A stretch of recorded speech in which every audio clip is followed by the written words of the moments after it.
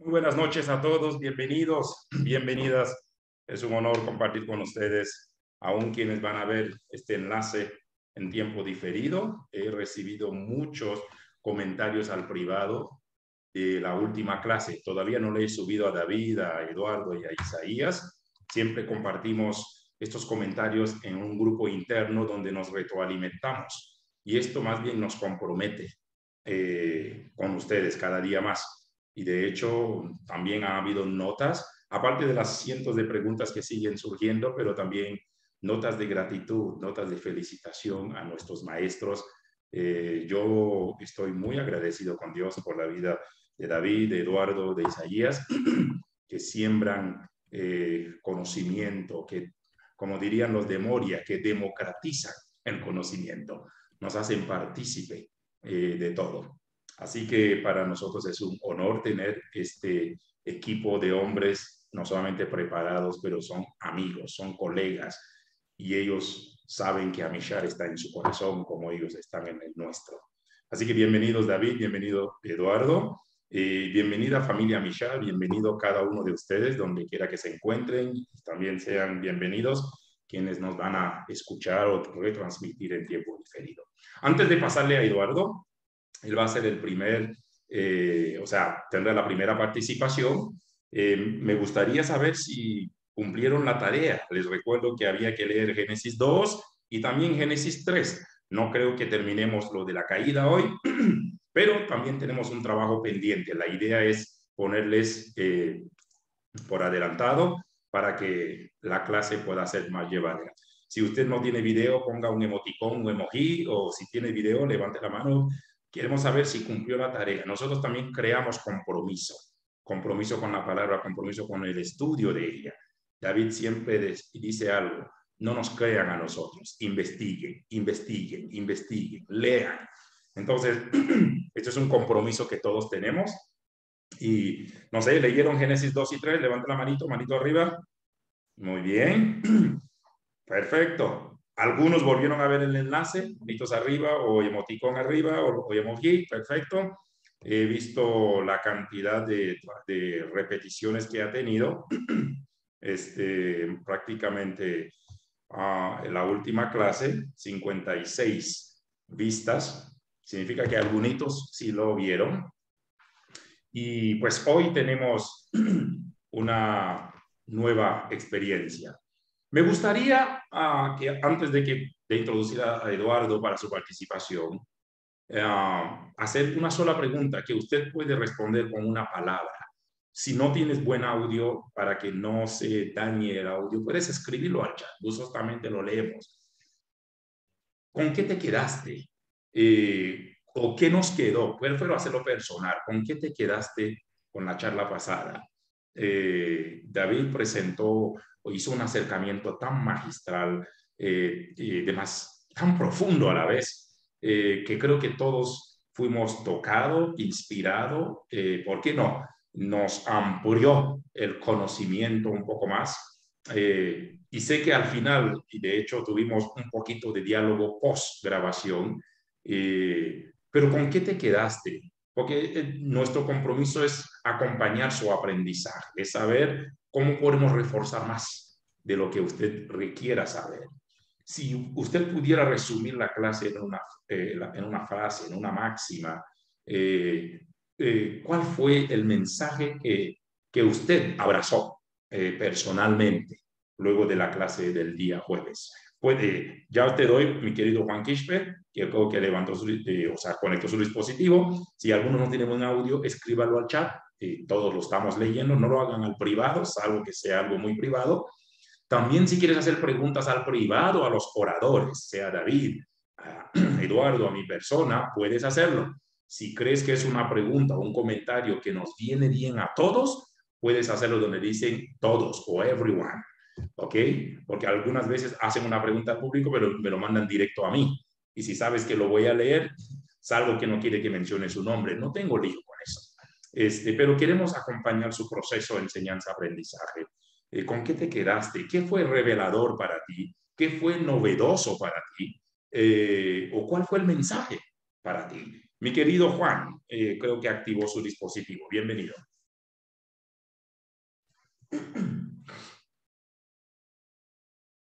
Ah, no activo su dispositivo, perdóname. ¿Algún comentario? Pasa que puse mi mouse sobre esto y apareció la manito arriba. Pensé que era su dispositivo activado. Muy bien, ¿algún comentario? No vamos a forzar por si acaso. Queremos creer que se entendió, que no quedó cabos sueltos. Es más por eso, por si acaso. No por forzarles a hablar, aunque nos viene bien escucharles a ustedes, porque también hemos dado mucha información, mucha información. Y queremos saber cómo están procesando tanta información. ¿Algún comentario, alguna participación, alguna pregunta? El doctor Javier Márquez dice, ok, hombre y mujer somos iguales ante Dios. Muy bien, gracias. Del dispositivo de Márquez Flores. Muy bien, ¿algo más? Comentario o aún pregunta si surgió o dejó una duda, una pregunta pendiente. Yo iba a empezar con esa temática en la primera parte de la discusión de esta noche. Entonces, ¿qué te parece si de una vez emprendes vuelo, papi? Listo. Voy a dejar, Bueno, ¿quieres el coanfitrión? ¿Tienes alguna imagen? También, sí, también. Con Sí. gusto. Jackson dice, juegas Dios. A ver, lo siga bendiciendo. Para mí fue novedoso y revelador lo de Adán. Bueno, permítame, ¿puedes hablar, Eduardito, mientras yo te estoy poniendo como coanfitrión? Ya, sí. bienvenido, Bueno, amigo. buenas noches con todos. Un gusto. Bendiciones. La semana pasada que lo escuchamos atentamente a David, nos dejó la mesa servida en lo teológico. Hizo toda una reivindicación desde la Escritura en relación al papel preponderante de la mujer. Y esa base teológica creo que conmocionó a más de uno. Yo en esta noche quiero hacer una especie de continuación de lo que David hizo, no tanto en lo teológico, porque lo teológico me parece que quedó, o lo bíblico teológico quedó perfectamente establecido, sino más bien en lo teológico pastoral, en cuáles son las repercusiones, cuáles son las aplicaciones de esto que se logró establecer la semana pasada, porque si no, eso queda simplemente en un canto de sirena, ¿no?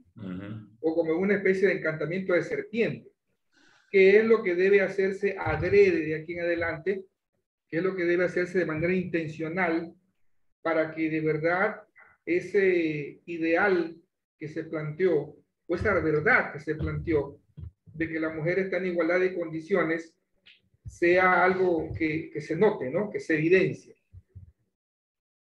Una de las cosas que a mí me llama la atención en el texto bíblico es que, si bien es cierto, si hay memorias bíblicas de reivindicaciones de mujeres, está Judith, Esther, Ruth, Rahab,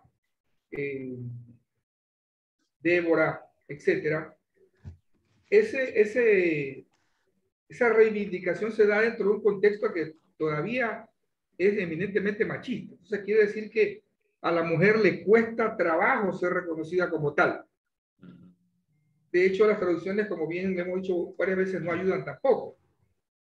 Pero yo temo que así como a la mujer en el tiempo bíblico le costó trabajo dejar una memoria de reivindicación que sí existe, por cierto, hoy, siglo XXI, siglo de las luces, con todo el adelanto en muchas teorías de tipo humanas y psicológicas, de todas formas sigue siendo cierto que a la mujer le cuesta trabajo ser una figura principal o preponderante.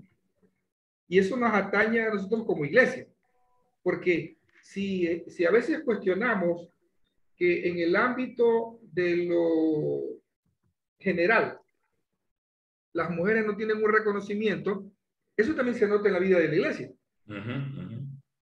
Y se nota más de lo que uno creyera que se debe notar. Se nota, es evidente. Y como alguna vez hablamos con David, se nota incluso en los que dan discursos sobre mujeres. Hay quienes hablan de la reivindicación de las mujeres, pero ellos mismos no reivindican a sus propias esposas o sus propias hijas.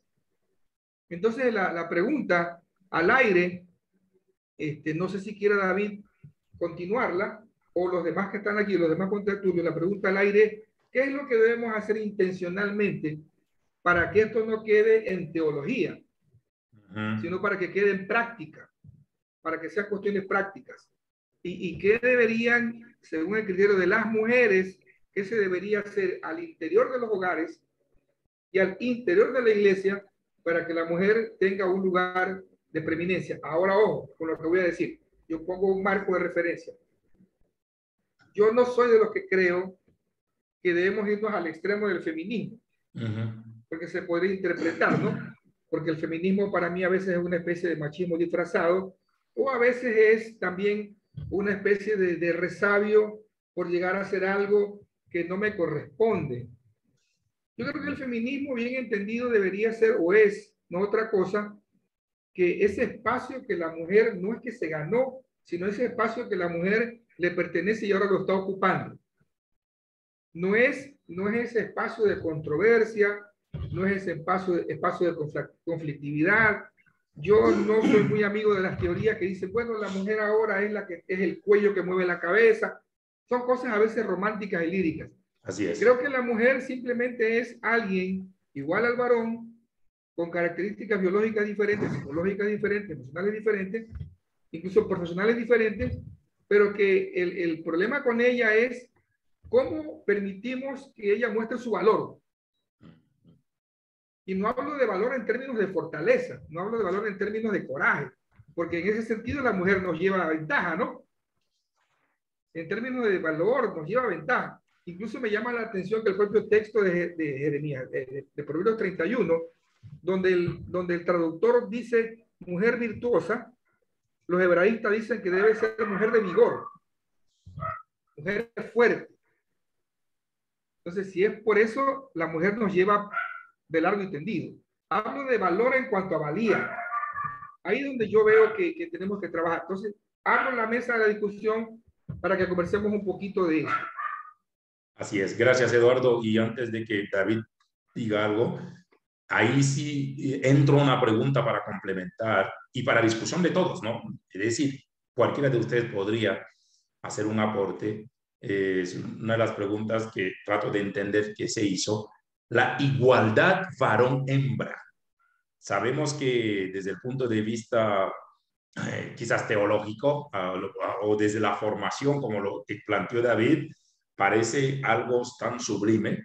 Sabemos que desde el punto de vista social hoy en día hay todo un, no sé, pero a la luz de la Biblia, a la luz de la creación o del mensaje de Génesis 2, igualdad varón y hembra, ¿cómo se podría?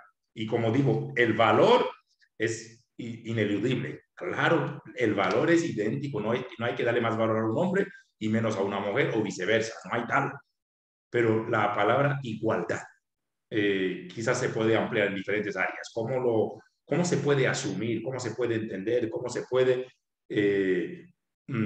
abrazar como desde el mundo de la fe, del mundo evangélico que somos? David, no sé si puedes...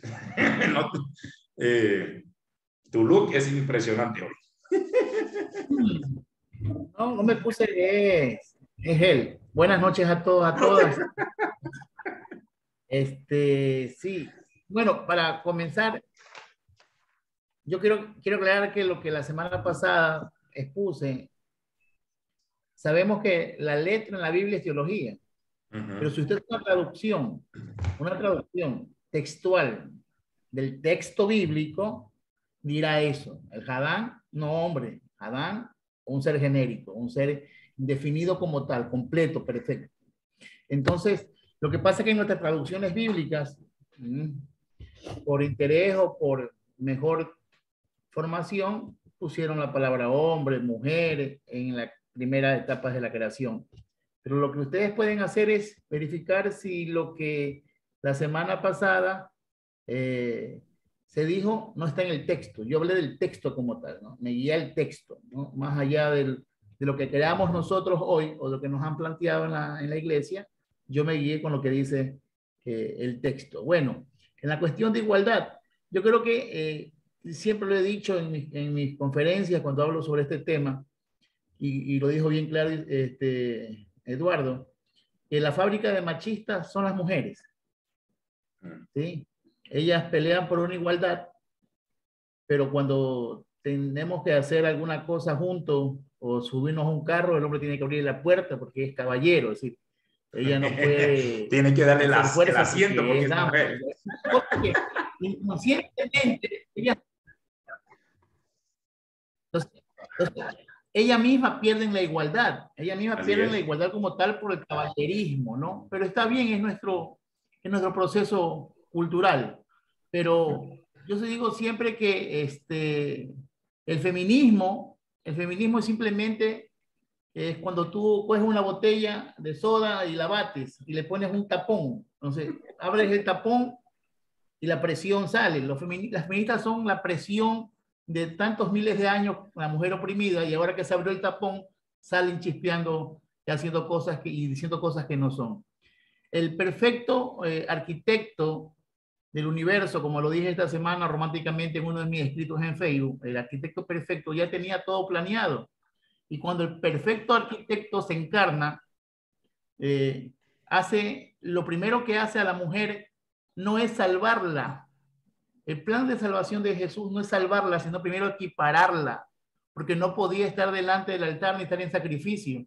Por eso que Pablo pudo decir que Jesús es el prepucio, ya no somos circuncidados de manos, sino de corazón. Entonces, por tanto, las mujeres que tienen también corazón y aceptan a Jesús, tienen la circuncisión, por lo tanto, ya tienen el pacto para ser igual que el hombre. Volvió al altar. Jesús lo que hace con la mujer primero es equipararla, igualarla, ¿sí? Después, en el proceso de salvación salvífica, hace la redención. Pues y eso es algo que llevará un tiempo acá explicarlo, pero la mujer tiene que ser agradecida a través de Jesús porque Jesús la equiparó, la igualó igual que era el hombre en aquel tiempo. Por lo tanto, Pablo pudo decir, ya no hay hombres ni mujeres, ni ricos, ni pobres, ni libres, ni esclavos, todos somos uno. En esa palabra uno igualó sociedades y igualó. Pero en la cuestión de igualdad, yo creo y creo que es mucho, es más que todo cultural. Es más que todo, el problema de la igualdad en la iglesia es el resultado de la sociedad y la educación de cada persona. Depende de la cultura de la persona, ¿sí? De la capacidad intelectual que uno vaya formando en el camino educativo, en el camino de conocimiento, uno puede darle el espacio a quienes lo corresponde porque no competimos. Sí. El hombre tiene problemas con la competencia de las mujeres.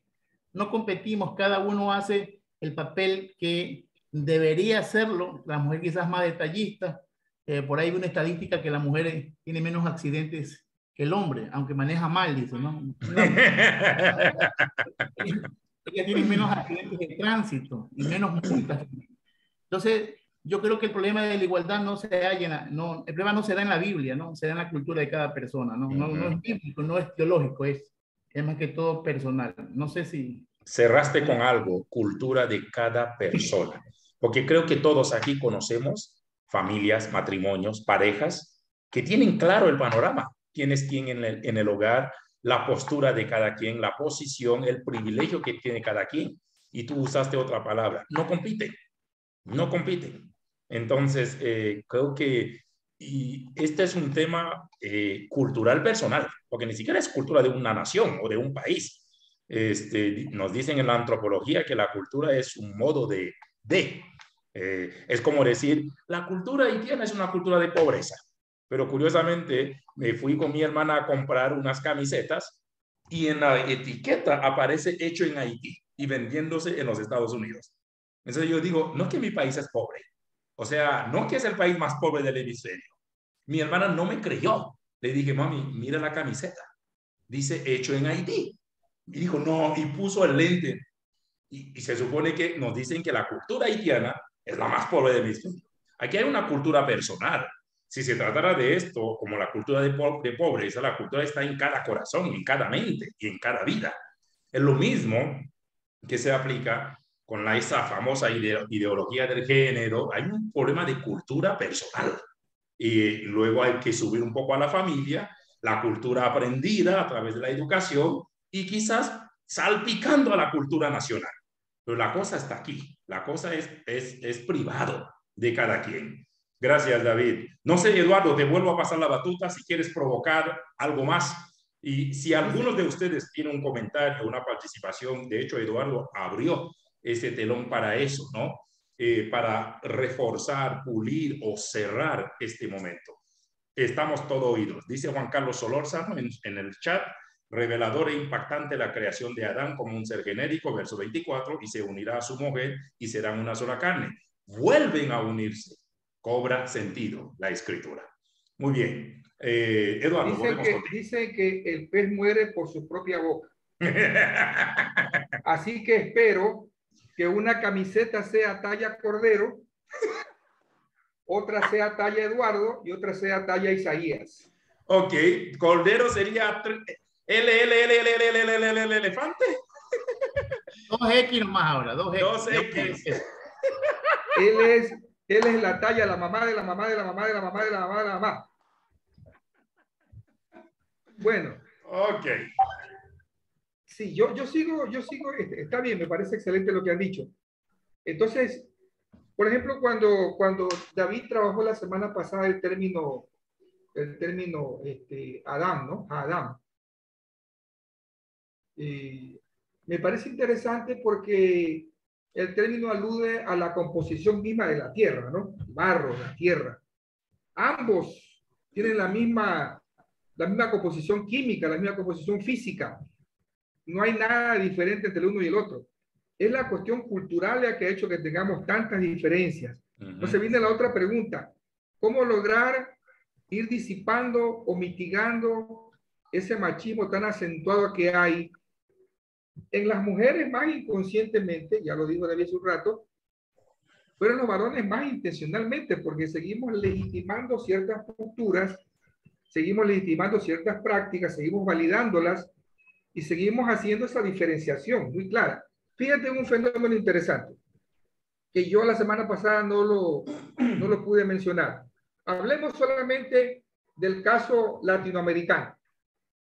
En Latinoamérica, si uno observa la geografía nuestra, la mayoría de mujeres cristianas son personas que se dedican a cuestiones eclesiales, yo no digo menores, pero cuestiones eclesiales que son propias de la logística de la iglesia.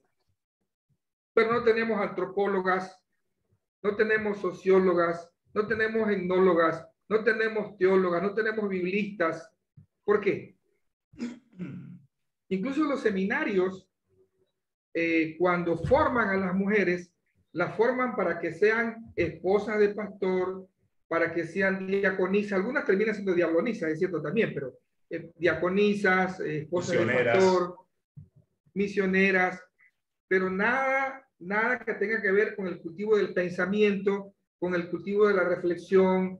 ¿Por qué? Porque ese espacio de disentimiento, ese espacio de diatriba, ese espacio de discusión, solamente es propio de los hombres. ¿Cómo nosotros podemos intencionalmente ir formando a la generación que tenemos en nuestras manos, nuestros hijos, nuestros nietos, para que ese ciclo, ese círculo perverso se rompa?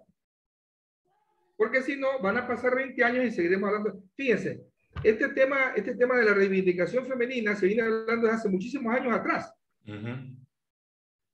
Y es poco lo que se ha podido hacer en términos prácticos. Entonces, yo sé que aquí no vamos a tener todas las respuestas, pero por lo menos me gustaría dejar esa provocación para ver qué podemos hacer en las currículas de estudio nuestros, en los ministerios que desarrollamos, en la forma en la que trabajamos con los niños, con adolescentes, con jóvenes, con la gente adulta. ¿Cómo hacemos? Hay un cambio que debe ser un cambio primero epistemológico y luego de paradigma. Una nueva forma de concebir la vida de la iglesia. Y creo que eso va a generar que haya un gran cambio cultural, ¿no? Que el eje se transfiera a otro sitio, no al sitio en el que está ahora. Porque seguimos perpetuando a la mujer como alguien que acompaña, como alguien que se preocupa de la logística, pero como alguien que piensa, que reflexiona, que dice cosas sentidas, que lidera, que gobierna. No. Mira, hace algunos años atrás, y con esto termino esta parte, se habló de que en el griego, cuando se dice junia, que intencionalmente se pone el nombre en forma femenina, realmente, perdón, en forma masculina, realmente es un hombre y cumple funciones de liderazgo. Sin embargo, las traducciones siguen insistiendo en ponerla como que fuera un varón. Para quitarle su carácter. Y otra cosa interesantísima que le escuchaba en estos días es que el término diáconos o la traducción femenina que es diaconisa no tiene nada que ver, en lo absoluto nada que ver con algo que podría llamarse en esa época una función menor. La diaconisa, si pudiésemos poner en términos de jerarquía, era un pastor. O era un gobernante, era un líder, como cualquier otro. Sí. No había distinciones ministeriales. Creo que David también lo dijo la semana pasada.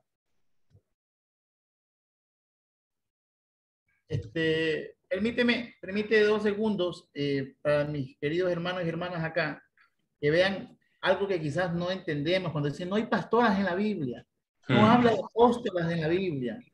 Lo que tiene que usted entender es que en ese momento, hasta a la actualidad Medio Oriente, musulmanes y estas cuestiones, por su propia cultura, la mujer no tenía derecho a nada. La palabra de Dios, o lo que se escribió como palabra de Dios, como libro sagrado, fue para hombres, de machos para machos. Las mujeres no tenían el derecho de escuchar las enseñanzas de un rabino. La mujer no sabía leer, no sabía escribir. En el contexto original de la Biblia fue hecho para los élites, para los machos alfa, los pechos en pelo, los lomos dorados, plateados. Eran solamente para hombres. Por eso que en el templo había 2 atrios. El atrio de las mujeres, donde entraban todos los paganos, y donde estaban las arcas de las ofrendas, porque las ofrendas sí pueden entrar cualquier pagano y dejar ofrendas, pero para el culto tenían una división que solo entraban los hombres circuncidados. La historia de Hechos, capítulo 28, que el eunuco ya venía adorando de Jerusalén, tuvo que haber estado en el atrio de las mujeres, primero porque era un eunuco, no podía entrar con testículos mayugados al templo. Es decir, hay muchas leyes que nosotros a veces no entendemos, y cuando la palabra de Dios o la escritura se dio por entendida, se dio a esa cultura. Pero sabemos, porque hemos estudiado, sabemos, más allá de las especulaciones de los evangelios gnósticos de María Magdalena, que se besó con Jesús y se hacen todo un drama, se ve que la mujer tuvo liderazgo, y como dijo Eduardo, Junia, ¿sí? Que usted también no está de mi lado. En su terminación, Junia en su terminación no es femenino, pero no es masculino, es femenino, pero tienen que poner al hombre como el ente representativo. O sea, que la mujer calla, dice, ¿no? Un texto dice, como lo dice la ley.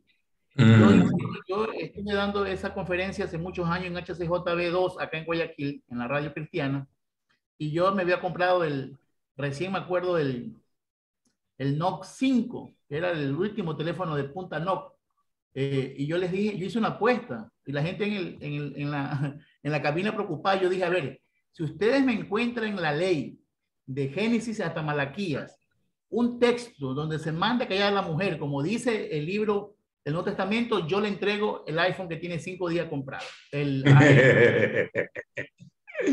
¿Por qué me di el lujo de arriesgar mi NOC, que me costó en ese tiempo $1,100?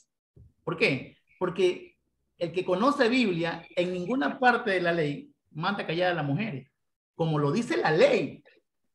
Y eso hay que ver que eso fue un añadido tardío, ¿sí? De un judío que puso en margen, y después los copistas, al ver que estaba en margen, pensaban que era una corrección del texto y la inscribieron en el texto. Pero esa que dice la mujer calle, como lo dice, se ha sometido como dice la ley, yo les invito a todos aquellos que no me quieren creer, busquen de Génesis hasta Malaquías, que es la ley, la Tanakh hebrea, donde Moisés o la ley de Moisés o la ley de los demás profetas mandaron callar a la mujer. En ninguna parte. Eso es un añadido del Nuevo Testamento. Entonces, y yo sé que Eduardo podrá seguir con el tema sobre la cabeza, que el hombre es cabeza. Si no saben ni el término que es cafalé en griego y que es cafalé, es decir, hay muchas cosas que nosotros leemos, y con todo respeto, Eduardo y Yanda, colegas míos y hermanos míos, es eso, es decir, la ignorancia nuestras nos permiten seguir reivindicando los valores que no son correctos, pero entonces la gente no le gusta es estudiar. A la gente solamente le gusta estudiar. Pero si usted estudia, mira ahorita tantos programas en internet, un clic al griego, usted puede ver si hay un término que está correcto o está errado. Así que les vuelvo a insistir, ¿sí? Volvamos a estudiar la palabra y veamos qué son los términos en su contexto histórico, ¿sí? Porque la mujer no tenía derecho a nada. Por eso que, perdón, y termino con esto, por eso que Marta, María, una era la mujer virtuosa que está en la cocina y la otra es una mujer que está aprendiendo con los varones. Eso es penado, eso es increíble. A tal punto que algunos de la alta crítica dicen que una de esas era lesbiana, porque estaba con los hombres. Hay cosas que, porque no podían imaginar a una mujer escuchando el mensaje con Jesús en medio de los varones. Eso es para que... Gracias. Subamos un escalón más. Vamos a meter más fuego a esto. Bienvenida, Ivette. Eduardo, por favor.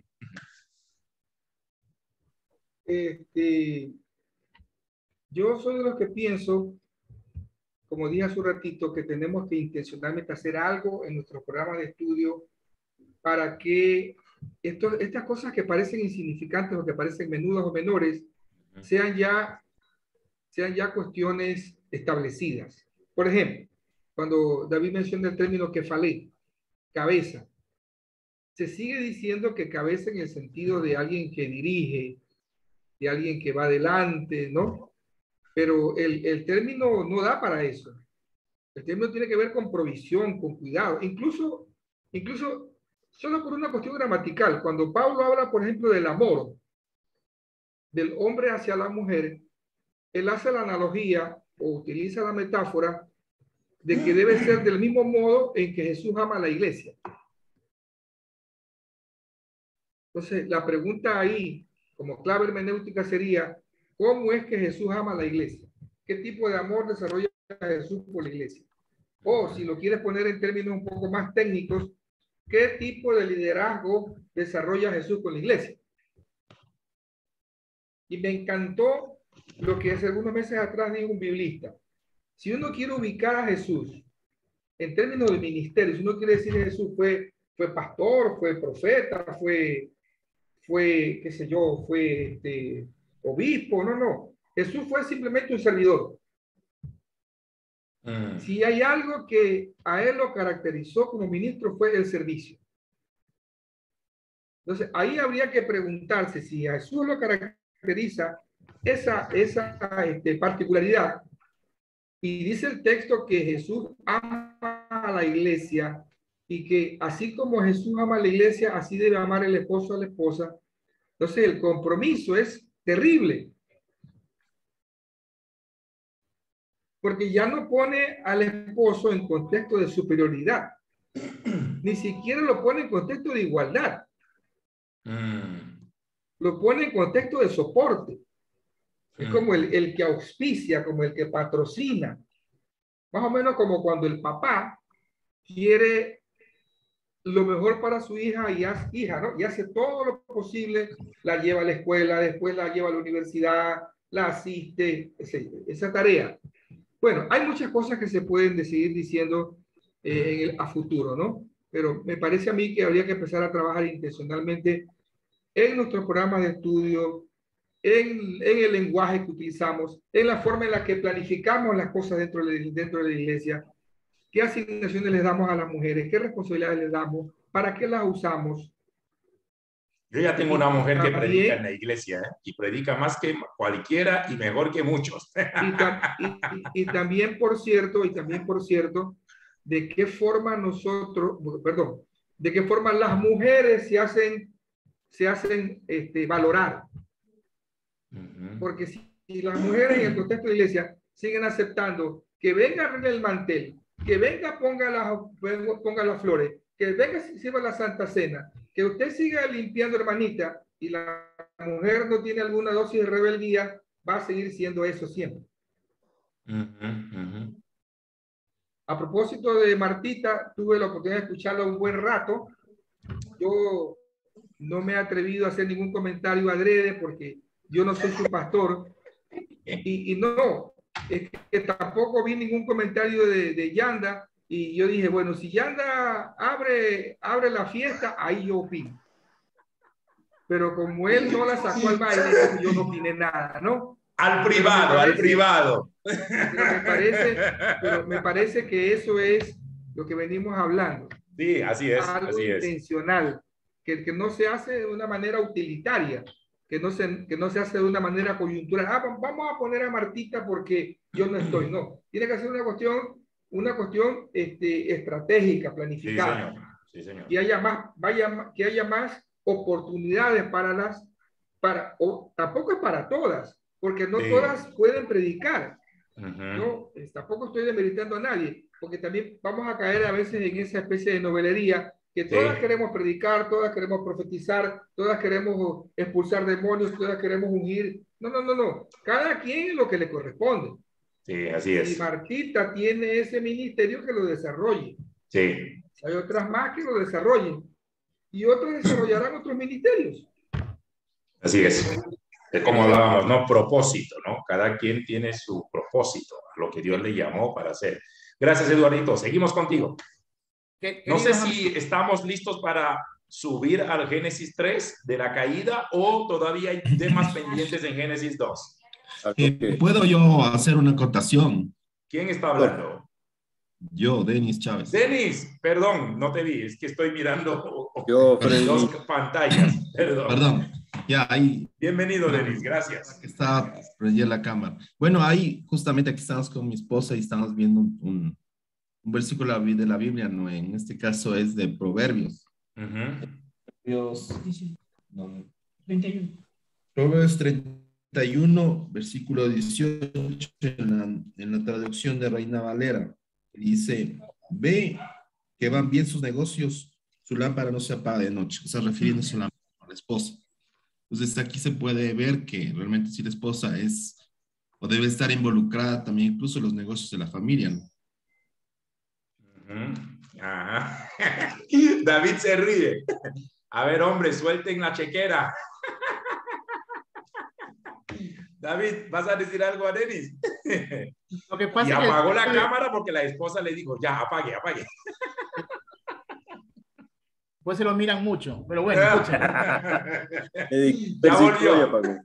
A ver, la barba es sexy. Queremos verte a ti y a tu esposa en la pantalla, ya que dijiste que tu esposa y tú estaban leyendo. A ver si esto es tuyo o tu esposa o de los dos. Así como Giancarlo bien educadito al lado de su esposa. Ahí está, así te vimos, vale. Mira, y el nene en el medio. Chido. Pastor, si David, continúe. ¿Es bueno que el hombre afloje la chequera? Pastor, si me permite. Ya, dele. Dale, Freddy. Freddy. No, ya nada. ¿Cómo? Para cambiar de tema. Freddy, estás congelado. No sé si para los demás, pero para mí sí. Para todos. Ya. Sí, estoy. Ya. Creo que tengo problema en el Wi-Fi. Algo que quería anotar y con conocimiento de causa, porque he acompañado a mi esposa desde que nos casamos hace 21 años, y es que junto con una pastora de Nazareno en Bogotá, a las mujeres les ha tocado abrirse ministerio a brazo partido. No es porque los hombres tengamos celo del púlpito, más bien tenemos es miedo a ceder el puesto a las mujeres. He conocido mujeres que se han abierto campo en el tema de las charlas de mujeres, en tema de administración de la iglesia, pero en grupos sesgados, o sea, en grupos que pueden manipular, digámoslo así. Pero directamente en el púlpito, donde puede dar el punto de vista de la palabra según su estudio, ha sido abrazo partido literalmente, y es porque el esposo, no la iglesia, le cede ese lugar. que no aplica a nuestra iglesia cristiana, Michal, porque en este caso es el amigo, el pastor, nuestro consejero, el que ha visto las capacidades histriónicas de estudio y todo este rollo que envuelve el desarrollo pastoral que le has podido dar a mi esposa. Pero es un concepto también muy latinoamericano de idiosincrasia, que es abrazo partido por el celo, yo creo, por el miedo también de que el hombre ceda el púlpito, porque el hombre cede el púlpito a otro hombre sin ningún problema y le da credenciales y hizo media hora de este hombre hizo esto y esto y le da permiso y su bendición para subir. Pero con la mujer ha sido diferente. Con la mujer es esta mujer viene de tal parte, aprendió tal cosa y viene a darnos la palabra. Chao. Ha sido un poco más, yo creo que es miedo a ceder un poquito. Gracias. Sí. Gracias, Freddy. Gracias. Y créame que el próximo año vas a ver algunos cambios con el obispo Cordero, el obispo La Rochelle, algunos eventos donde tendremos la bendición también de empoderar y de equipar públicamente, no solamente a hombres, sino también a un buen grupo de mujeres con el llamado de Dios, pero con la preparación, con la vocación, y porque también como iglesia reconocemos espectacularmente el impacto, la labor, el ministerio y, ¿por qué no?, el llamado que Dios ha hecho a muchas mujeres de nuestra iglesia en algunos ministerios. Yo creo que todas son llamadas, pero hay gente que tiene ministerios específicos en algunas áreas y como iglesia queremos también honrar eso y reconocerlo, empoderarles públicamente delante de Dios, delante de la congregación y aún para Mishar global. Así que gracias por hacer esta acotación y créame que para nosotros es muy importante la labor que hacen muchas, de hecho todas las mujeres de la iglesia, y cada quien está en un rol único. Vimos disfrutar a Malta en el púlpito, radiante, como ella ninguna en el púlpito. Hasta tú hiciste un comentario acerca de tu propia esposa, se vio lindo eso y te agradezco. Y creo que hay muchas mujeres más en la iglesia que Dios ha equipado de una forma espectacular. Por eso, como con David, Eduardo, Isaías y yo, sobre todo con David y Eduardo, más que ese tema, este espacio de discipulado es un semillero. Es una oportunidad única de no solamente poder sembrar recursos, conocimiento bíblico, teológico, porque destreza no estamos dando a nadie, pero por lo menos darles unos recursos más en la palabra, que cada quien aterrice a su contexto, a su llamado, a su vocación. Y nosotros lo que hacemos es darles los fundamentos, porque creemos que este grupo que está aquí es un grupo especial, es un grupo espectacular y es un grupo que Dios ha puesto este compromiso para seguir aprendiendo de la palabra, ¿no? Gracias, Freddy. David, ¿ibas a decir algo? No, al verle... A ver, ¿quién me iba a hablar? Y el maestro Cordero puso el mal ejemplo porque escribió el capítulo que faltó del Cantar de los Cantares. Se mandó un poemazo a favor de Zuli, pues sensacional, ¿no? Si vieron el Facebook de David con su reventó el Facebook. Con ese elogio, mis respetos. Toca yo. Claro. No, yo al ver el internet que está mal de Freddy, me acordé de la clave de tu iglesia, ¿no? Pague primero el diezmo. Yo creo que estás fallando con esta clase, porque se traba por tu culpa vamos a cambiar la clave ahora. Porque eso está grabado y eso está en Zoom, esto está en el canal de YouTube. Freddy, te comprometo a hacer el cambio mañana mismo. Entonces, para contestarle a mi hermano que me precedió a Freddy, yo creo que a veces, y está bien, ¿no? Y yo no creo, y como siempre hemos discutido entre amigos, yo no creo tener la última lectura de la Biblia, pero si vemos con lupa, Proverbio 31, para mí, y perdónenme que sea así, para mí es una ofensa hacia la mujer. La mujer piensa que ser mujer virtuosa según mi mujer, en el Día de la Madre le cantan mujer virtuosa, ¿quién la haya? Están ahí paradas esperando el insulto, ¿no? Es una mujer vigorosa, una mujer que se sacrifica, una mujer que que el marido está en las puertas de la plaza con los pipones viejos estudiando la ley, y ella está trabajando, ella ara, compra, ella trabaja, no apaga la vela, no come el pan de balde, tiene al marido vestido, tiene los hijos vestidos. Es una mujer en el contexto social, una mujer que para un judío dice, ¿quién la hallará? Claro, porque una mujer así, te compro a tu novia, decía una canción, te compro. Es la que hace la arepa. Claro, no sale ni a la esquina. Entonces, no habla, yo creo que hay que trabajar juntos porque... Todo, por favor.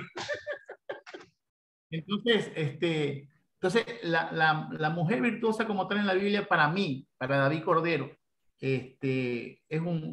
para mí es como algo medio fuerte decirle ahora a una mujer virtuosa. Es lo que Jesús nunca quiso hacer, que las mujeres sean virtuosas, las mujeres andaban con Jesús. Esas mujeres andaban con Jesús no eran virtuosas, porque no están haciendo la labor de Proverbio 31. Una mujer que pasa en la calle con sus hijos siguiendo un Mesías no era virtuosa. Pero bueno, entonces más o menos para que quede ahí el compás. Lo que yo quiero volver para terminar esto y pasar siquiera a Génesis capítulo 3 es Efesios. Efesios 5:21 dice, someteos unos a otros en el Señor, en Cristo, en el temor de Cristo primero. Si no hay temor de Cristo, no hay sometimiento. Ahí se ve el nivel del servicio, como decía Eduardo. Versículo 22 dice, las mujeres estén sometidas a sus maridos, a sus propios maridos, como el Señor. Porque el marido es cabeza de la mujer, así como Cristo es cabeza de la iglesia. Y esta es la pregunta. Y este quizás sea el detonante al versículo. Si tu marido, el que quiere ser cabeza de usted, si su marido no se comporta como Jesús, usted ponga el final. Chirun, fly. Patelo. Llévalo al Gólgota. Llévalo al Gólgota. Si tú quieres ser cabeza y manda más, y gritón y reguñón en tu hogar, tienes que parecerte a Jesús. Hombre que se parece a Jesús gobierna bien su hogar y es una buena cabeza. Como Jesús fue cabeza de la iglesia. ¿Cómo Jesús es conmigo? Jesús es tolerante conmigo. Me da privacidad. No estoy atrás del teléfono de mi mujer, no estoy viendo los mensajes. Ella tiene su espacio social. No es tóxico. ¿Sí? La mujer quiere que el hombre se someta a usted. Mujer linda, como Jesús.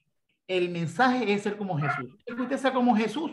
Ese hogar no es que es perfecto, porque siempre tenemos caracteres, pero va a ser mejor que lo que vivimos o viven ahora muchos de nosotros. Ese es más o menos el final. Antes de Eduardo, otra vez Valeria o su esposo Denis levantaron la mano o para que... Sí, Vale quiere intervenir. Vale, perdón, Vale. Sí, bendiciones, hermano. Bueno, con respecto, bueno, David, claro, sí, si se lo saca de fuera de contexto, pero al finalizar el capítulo de 31, en el versículo 30, en la segunda parte dice, la mujer que teme a Jehová, esa será alabada. Entonces estamos hablando de que es una mujer aparte, ¿no? De que, como se lo dice, pues también que es un poquito sacrificada en la parte física e intelectual también. Es una mujer que también dedica tiempo a su espiritualidad.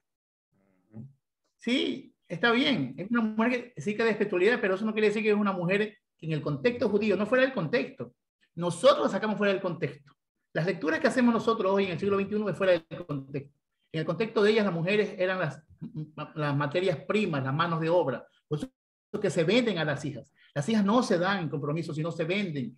El papá hace negocio con el padre del marido y la vende porque la niña, apenas nace la niña, tiene uso de razón, le enseñan a cargar. ¿Quién carga agua en Oriente? ¿Quién era la mujer que estaba cargando tremendo garrafón de agua? Mujeres, señoritas, doncellas.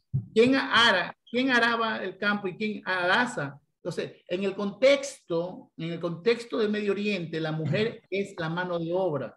Cuando un hombre se casa con ella o la compra para crear hijos, no porque se enamoran, nunca se enamoraron. Las mujeres son vendidas igual que en Medio Oriente. Hoy los árabes, musulmanes y ay, qué malo, cómo venden a las niñas de 5 o 6 años. Porque Alá y Mahoma dice que hay que criar a sus hijas mejor que casarse con ellas viejas. En la ley del Corán, que mejor es criar a sus mujeres. Se casan con niñas de 8 años, ¿sí? Pero Y lo mismo pasa en la Biblia. Ninguna mujer en la Biblia se enamora, son vendidas por los padres al suegro, al suegro que va a ser el futuro suegro, por dinero, porque se le va una materia prima, se le va la mano de obra, se va la que cocina, la que lava, la que ara el campo, la que carga el agua, la que hace los panes. Es decir, en el contexto, no saquemos la Biblia del contexto. Sí. Hoy podemos decir que Jesús, en Cristo Jesús, las mujeres tienen la más grande dignidad.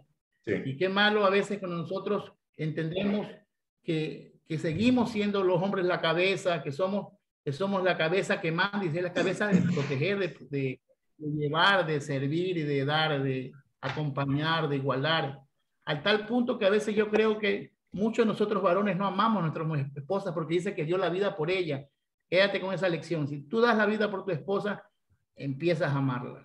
Ese es el mejor examen para nosotros. Y si la mujer quiere aceptar esa palabra de parte de Dios, está bien. Pero si ellas están en el texto de que el hombre sigue siendo cabeza, también está bien.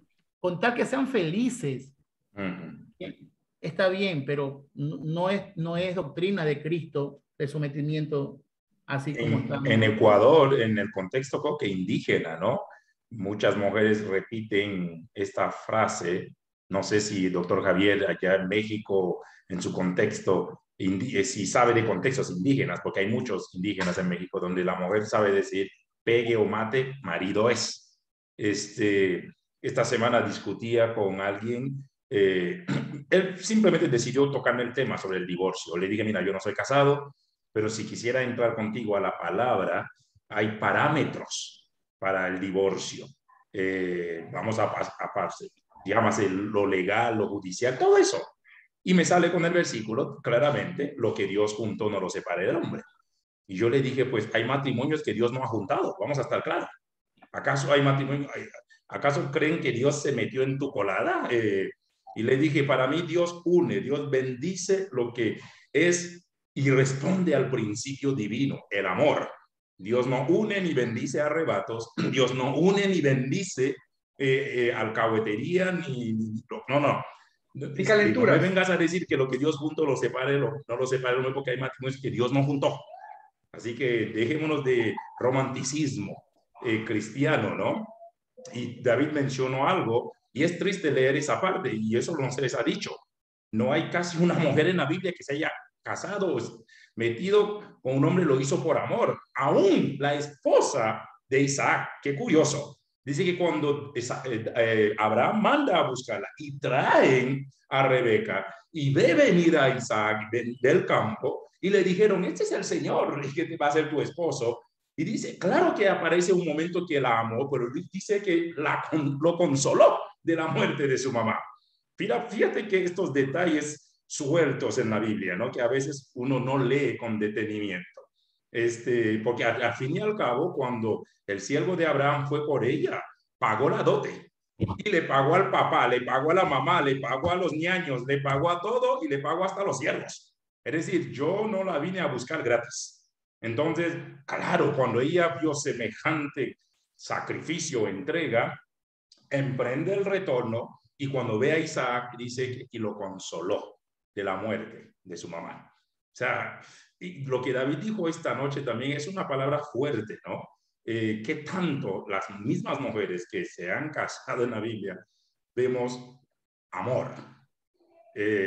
Pero tema para investigar. Como dijo David, no nos crean, investiguen, lean y que disfruten la travesía de sumergirse en el estudio de la palabra. Eduardo, volvemos contigo. O David, no sé. A estas alturas del partido no sé qué viene. Porque el tema de hoy, después de cerrar el capítulo 2, era el tema de la desobediencia. Ya estamos muy bien. Ya no digo más nada. Ya Eduardo puso su página. Amplíe la pantalla, hijo. Hasta mientras llevo 2 horas sentado aquí sin tomar agua y mi garganta me está fallando. Voy a buscar agua mientras ustedes continúen.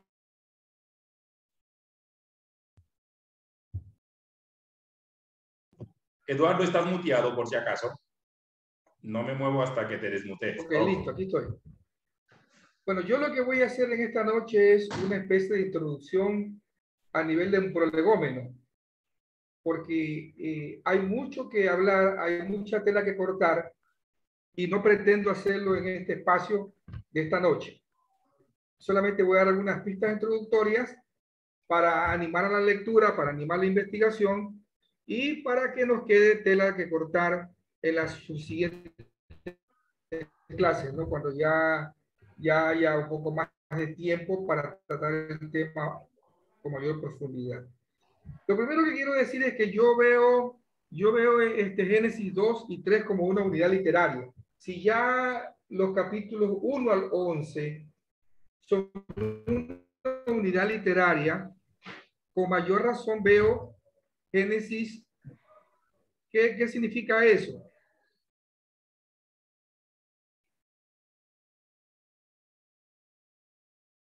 Narrativo directo entre Génesis 2 y Génesis 3. Por eso yo me atrevo a decir que no solamente cabe una lectura exegética desde un punto de vista eminentemente histórico-teológico, histórico-crítico de Génesis 3, que es el tema que nos ocupa particularmente, sino que también cabe una posibilidad de lectura sociosimbólica.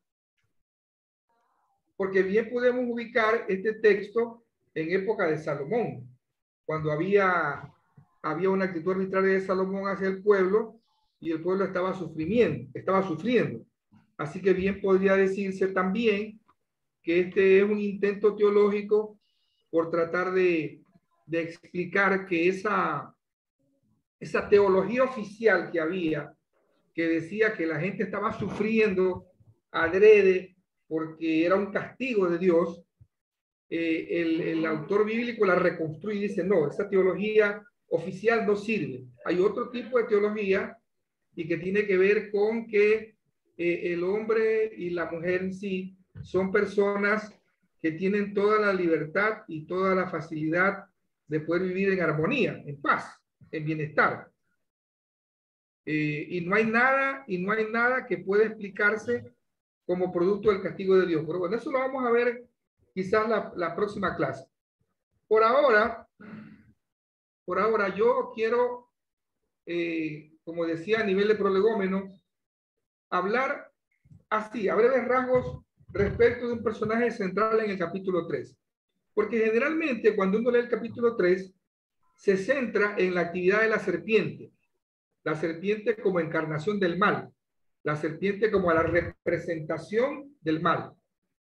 La serpiente, no solamente en el sentido literal, sino en el sentido metafórico, en el sentido simbólico, es un animal muy popular en la época, por cierto, o era muy popular en las religiones del cercano Oriente Antiguo, más precisamente en Egipto.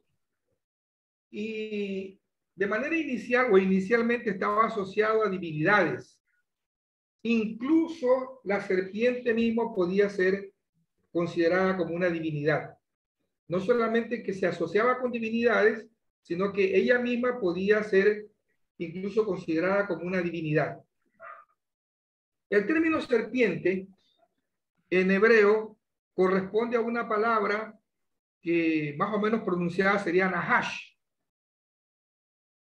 Y ese término nahash es un término bastante parecido al silbido de la serpiente. Es decir, cuando se inventa culturalmente la palabra, cuando se inventa culturalmente el término, se lo hace adrede imitando lo que es el silbido, el sonido del silbido de la serpiente. Nahash. Bueno, yo no soy israelí y a lo mejor la pronunciación mía no es la más exacta, ¿no? Pero nahash. Interesantemente este término, por aquello de que los términos hebreos siempre comparten raíces, la raíz de la cual se construye el término nahash es la misma raíz que, o digamos, pertenece a un campo semántico de lo que es la adivinación y el presagio.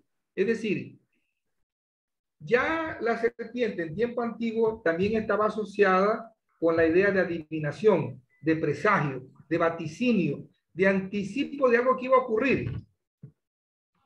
¿Por qué? Porque la serpiente también era considerada como un elemento clave dentro de los contextos donde hay adivinación. Ahora, en la evolución del término, porque como yo explico a los estudiantes de hermenéutica constantemente, los términos van resignificándose, algunos van resignificándose en el sentido de que pierden el sentido que tenían originalmente, pero otros adquieren sentidos adicionales. Los términos evolucionan en la medida en que pasan los tiempos y se usa el término en diferentes contextos. Entonces, en una época la serpiente era sinónimo de una cuestión salutífera, en otros contextos era considerada como un animal que proveía sabiduría, y en una época posterior se cree que la serpiente representa al diablo o al Satán o al Satanás. Y bien decía David hace un momento que cuando uno lee tiene que fijarse bien en el contexto, porque cuando uno lee sin tomar en cuenta el contexto, y sobre todo cuando uno lee de manera prejuiciada, y sobre todo cuando uno lee ya con dogmas establecidos en la mente, la primera cosa que uno dice que entiende en Génesis 3 es que allí a la mujer se le presentó el diablo o Satanás, y que se le presentó en forma de serpiente. Pero volviendo a lo que decía hace un momentito, la serpiente antiguamente podía ser un elemento que daba salud, podía ser un elemento de sabiduría, y mucho tiempo después es que se consideró que la serpiente era una representación del mal. Sin embargo, cuando uno lee tomando en cuenta el contexto literario, en otras palabras, si uno toma el término en función del relato, entonces se da cuenta de que lo que probablemente allí el texto está hablando es de esa sabiduría propia del ser humano, que el ser humano descubre, que le permite darse cuenta que está desnudo y que le permite obtener esa capacidad de racionalidad o de raciocinio. Vamos a ver eso dentro de un momento. Hay otra postura más, una postura psicológica. Muchos ven en ese diálogo de la serpiente con Eva, en este caso, como un reflejo de esa contradicción interna que hay en el ser humano.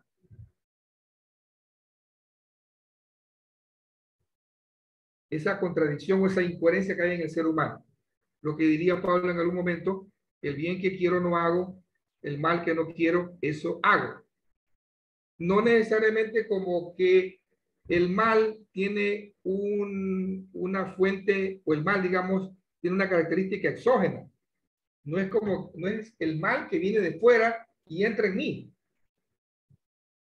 sino es que el mal mismo, yo le llamo la incoherencia o la inconsistencia, ya está en nosotros, lo que después va a trabajar Pablo, lo que después trabaja Santiago, pero esa interpretación psicológica que a lo mejor se la puede hacer, porque en términos de interpretación no hay nada que se pueda decir definitivo o clausurado, sin embargo no se corresponde con el relato, porque el relato más bien lo que dice es que ese ser llamado serpiente era uno más entre los animales creados por Yahvé.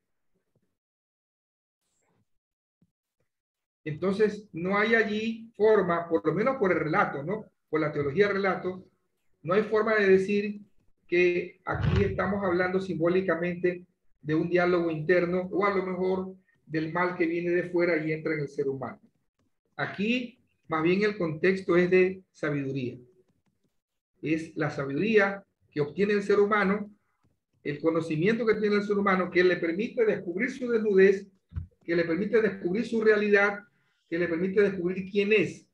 Y es interesante que cuando el texto en Génesis 3 habla de la serpiente como Nahash, dice que esta serpiente Nahash era Arum, que era astuta, que era sagaz.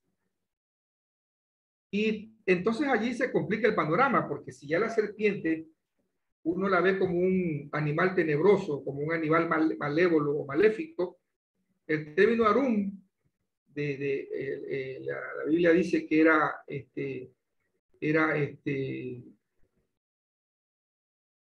el animal que tenía una característica, entre comillas, negativa, pero cuando uno revisa la semántica del texto, o la semántica del término, perdón, tiene que ver con una habilidad, con connotación positiva, no con connotación negativa.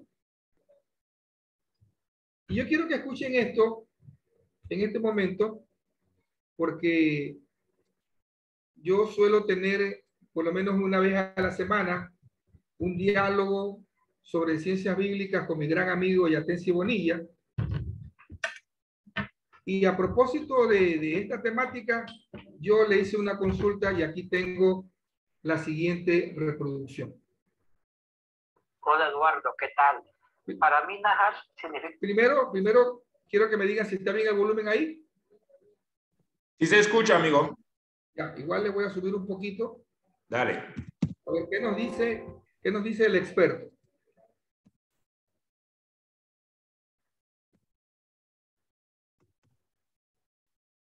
Hola Eduardo, ¿qué tal? Para mí Nahash significa la sabiduría, porque si usted ve el diálogo de la serpiente con Eva es inducirla a despertar una necesidad básica humana que debe ser saciada. Entonces esa necesidad es el tema del conocimiento del bien y del mal, y significa la sabiduría. Entonces yo lo conjugo por ese lado. Y la otra palabra sí significa habilidad. Significa, inclusive no una astucia negativa, sino una astucia de habilidad para encontrar un objetivo. Muy bien. Entonces, eso es lo que yo quería presentar en esta noche, para que nos demos cuenta de que en realidad, cuando uno lee un texto bíblico, uno puede irse por el lado del contexto histórico. Es decir, poner el texto en el marco histórico, geográfico. ¿Cuándo ocurrió? ¿Dónde ocurrió? Sin embargo, los textos tienen tradiciones que están detrás de él. El autor no escribe sin intención. El autor escribe desde un contexto determinado que lo está a él de alguna manera sofocando. Puede ser un texto identitario. Obviamente Génesis es un texto identitario para mí. Está tratando Israel de construir su identidad. Y su identidad la construye tomando en cuenta elementos de tradiciones de otros pueblos. Pero además, trata de explicar la etiología del mal, pero trata de explicar también al ser humano en su complejidad, de dónde viene, cómo realmente es, cuál es su origen, cómo llega a ser lo que es. Y para llegar a ser lo que es, necesita un elemento que le permita entender su fenomenología. Y allí la serpiente es clave. Entonces la serpiente allí no hace el papel de mala, no hace el papel de malévolo, simplemente es una forma simbólica o metafórica de decir que hubo un despertar de la conciencia, en este caso de Eva, o del ser humano en general, para darse cuenta de cuál era su condición. ¿Qué condición? La capacidad que tenía de diferenciar entre el bien y el mal, y la capacidad que en consecuencia tiene de actuar bien o de actuar mal. Bueno, he dejado aquí la mesa puesta. Yo sé que vamos a discutirlo esto, quizás no hoy día.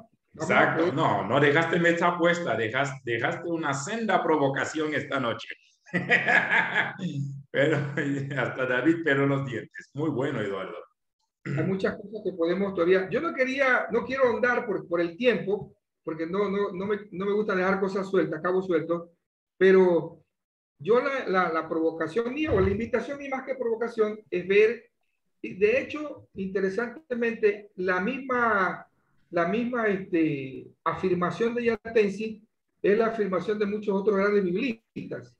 Hay todo un estudio que hace Thomas Romer. Hemos estudiado con Thomas Romer David, hemos estudiado con Jean David. Thomas Romer debe ser uno de los biblistas más reconocidos a nivel mundial. El tipo de verdad es una eminencia. Y Thomas Romer es uno de los que dice que realmente, si cabe una forma de entender a la serpiente, Génesis 3, es en el sentido de sabiduría, no en el sentido de personificación del mal. Así que, bueno, tú y yo tomamos el curso Descifrando los Enigmas del Génesis, ¿te acuerdas? Y creo que David también, con Royman, cuando nos habló de la figura de la serpiente, la forma que tendría, hasta con dibujos y todo. Temas para otro momento. Muy bien, lo dejamos un poquito allí. David, ¿algún comentario? Porque por lo que están viendo, hemos subido o adentrado al capítulo 3, la caída, la desobediencia, pero antes de ver esta parte desde el punto de vista muy evangélico, muy existencialista, hay que ver algunos personajes y todo lo que está dentro de esta escena.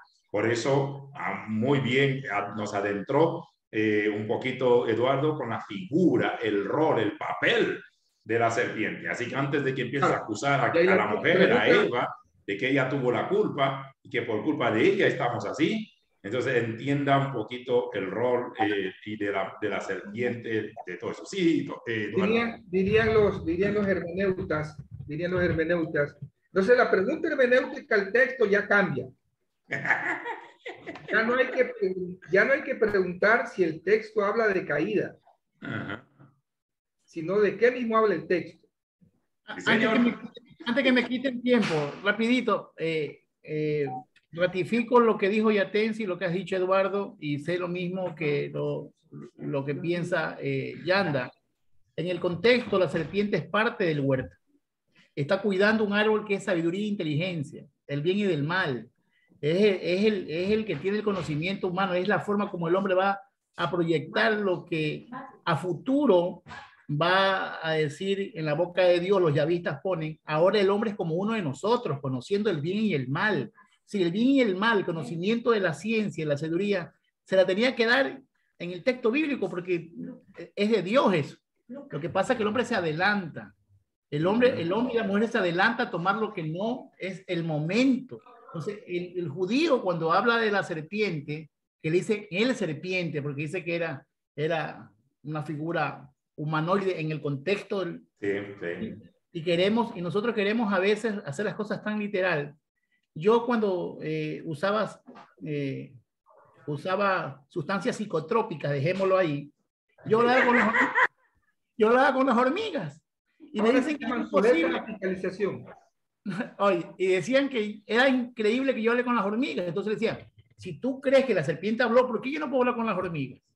Es decir, nosotros somos tremendos. Si alguien dice yo hablé con un animal o alguien me dijo algo, tú dices no creo.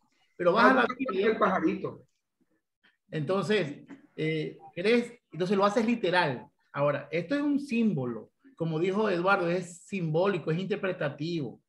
Cuando se escribe Génesis capítulo 3, 2, 3, 4, hasta el final del 4, según los estudios, el yavista, acuérdense que el yavista es la fuente que escribe esto, los yavistas, los del sur, los que están en el sur, al lado del templo, también ellos pueden explicar, ¿sí? Nosotros vemos solamente la caída, el pecado, pero ellos dicen que ese hombre es Salomón, que esa mujer es la mujer que lo sacó a Salomón de la gloria de Dios y que lo llevó donde marca la serpiente a Egipto. La mentalidad egipcia lo corrompió. Entonces, también hay una forma diferente de entender el texto bajo las interpretaciones de ellos, que la mujer es la mujer, la negrita que lo sacó y lo llevó para Egipto, lo separó de Dios, es el hombre separándose por el conocimiento. El conocimiento fuera de Dios te separa del proyecto divino, del proyecto de Jesús. Entonces, ese es el gran problema. ¿Sí? Nosotros ya nos metieron que la serpiente es el diablo y que la mujer estaba ahí sola y que la serpiente la tentó. Si las preguntas que hace la serpiente en el texto dice que le mostró que era bueno para adquirir sabiduría e inteligencia. ¿Qué malo es adquirir sabiduría e inteligencia? No es malo. La serpiente no le está ofreciendo nada malo. Entonces, es inteligencia y sabiduría. Y algunos machistas, con todo respeto, dicen que era porque el hombre había dejado sola a la mujer. Que cuando el hombre está sin la mujer está sin el hombre, la mujer la riega. Y no es así. En el texto dice que estiró su mano. Es decir, es la mano de la mujer elástica. 2 kilómetros. Dice que estiró su mano y le dio a su marido y su esposo comió. O sea, estaba al lado. Haciendo bolita de moco, estaba pensando en otra cosa y la mujer viendo sabiduría. Escúchame, la mujer siempre busca la espiritualidad. La mujer tiene más espiritualidad que el hombre. La mujer está buscando sabiduría y el hombre está haciendo ahí, viendo cómo muere, cómo se caen las hojas de la mosca. Es decir, esto no habla como nos han contado. Eso para dejar ahí nomás porque ya son 9:10. No, y tanto así, para dejar hasta el próximo año. Porque por lo menos de los 2 jueves, dice Freddy, no.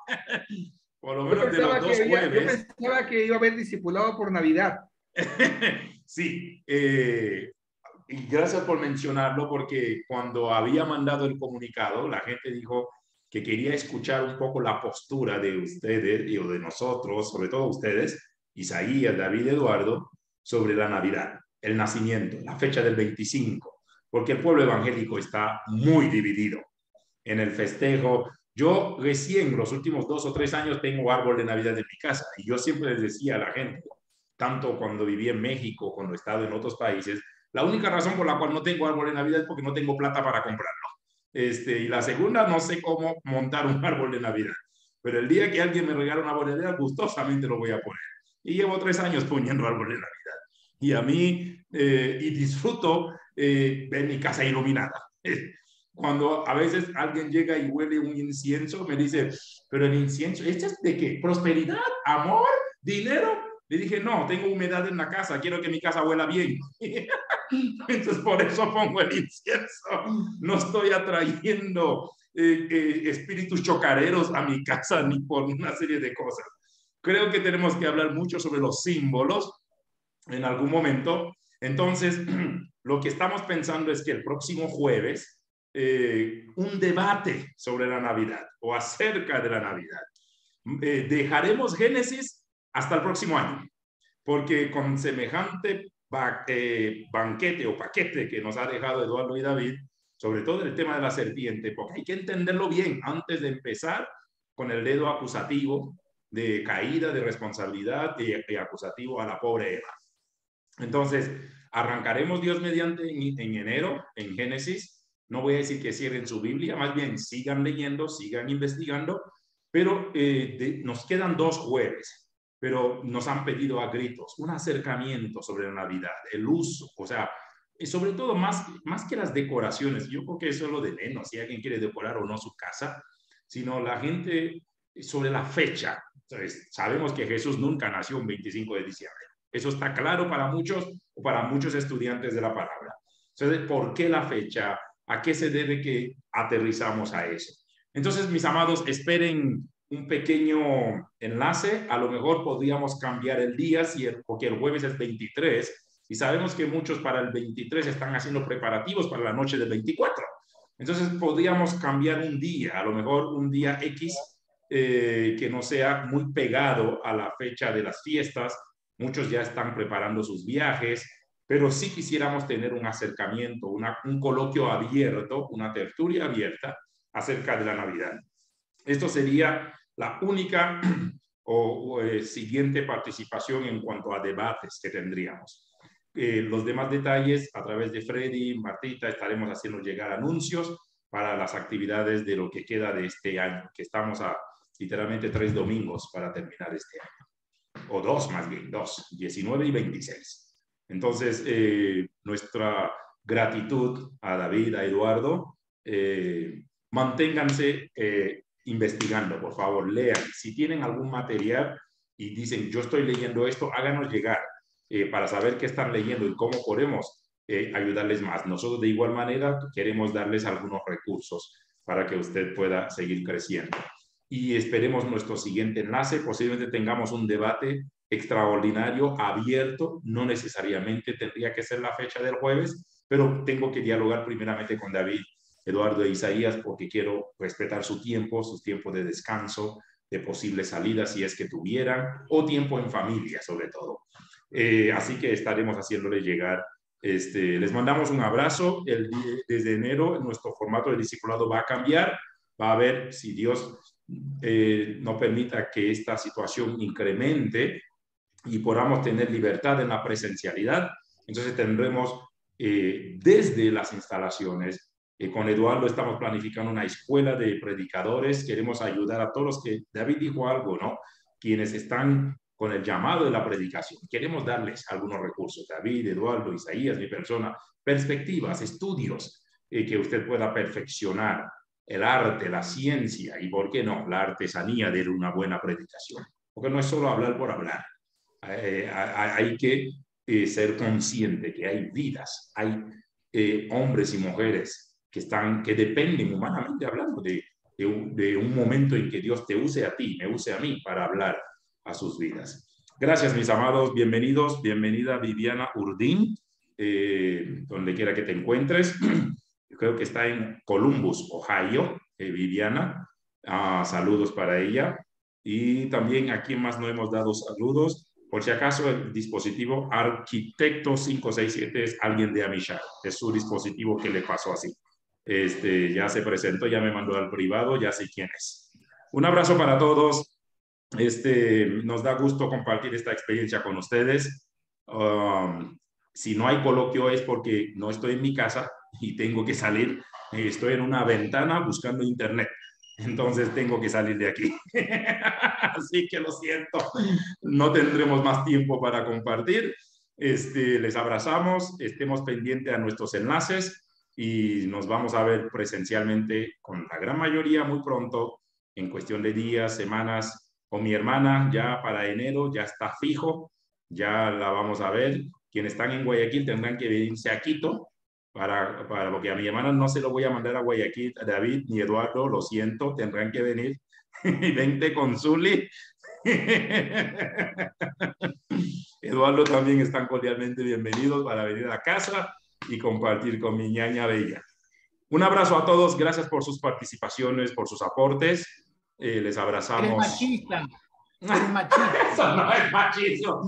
Esto es proteger a mi hermana. Ella va a estar en un terreno hostil.